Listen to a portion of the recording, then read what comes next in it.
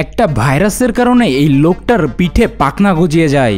লোকটা জানতো সে যদি তাড়াতাড়ি উঠতে না শেখে মানুষটাকে ধরে তার উপরে এক্সপেরিমেন্ট করবে, কিন্তু এই লোকটা হাজার চেষ্টা করেও সে কিছুতেই উপরে উঠতে পারতেছিল না। তখনই একটা ছেলে এই লোকটার সামনে চলে আসে এবং সে কিছু না বলেই তার ব্যাগে থেকে একটা কাঁচা মাছ বের করে এই লোকটার সামনে দেয়। লোকটা তখনই একটা জন্তু জানোয়ারের মতো ঝাঁপিয়ে পড়ে এবং মাছটা খেয়ে ফেলে। এইটা দেখে এখানকার এই ছেলেটার মনে একটু দয়া হয় এবং সে সিদ্ধান্ত নেয় যে সে নিজেই এই লোকটাকে ওড়া শেখাবে। ছেলেটা এই লোককে একটা নদীর কাছে নিয়ে যায় এবং সেইখানেই সে তাকে উড়ার প্র্যাকটিস করাবে, কেননা নদীর উপর এখানে প্র্যাকটিস করলে সে পড়ে গেলেও তার বেশি ব্যথা লাগবে না। লোকটা প্রথমবার চেষ্টা করে কিন্তু কিছুটা দূরে গিয়ে সে পড়ে যায়, যার কারণে সে দ্বিতীয়বার আবার চেষ্টা করে। এইবার আগের থেকে একটু ভালো হয় কিন্তু সে আবারও পড়ে যায়। তখন এই ছেলেটা ওই লোককে বোঝায় যে নিজের পাখাগুলোকে নিজের মনে করো এটা তোমার শরীরের একটা অংশ। তো এই কথাগুলো শুনে এই লোকটার মনে একটু সাহস আসে এবং সে আত্মবিশ্বাস নিয়ে ওড়ার চেষ্টা করে এবং উড়তে পারে। যখনই সে ওড়ে তখন তার কাছে আকাশটা খুবই সুন্দর লাগতে থাকে এবং সে আস্তে আস্তে এখান থেকে উড়ে অন্যদিকে চলে যায়।